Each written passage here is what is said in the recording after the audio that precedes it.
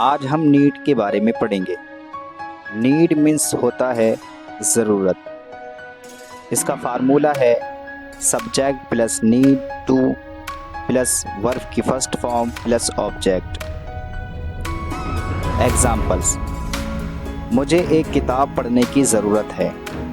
I need to read a book.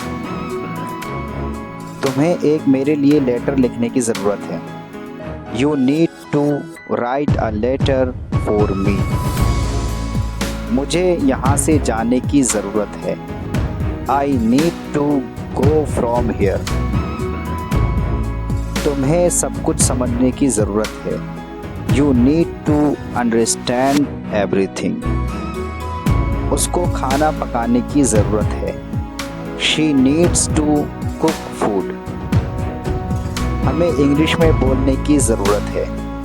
We need to speak in English.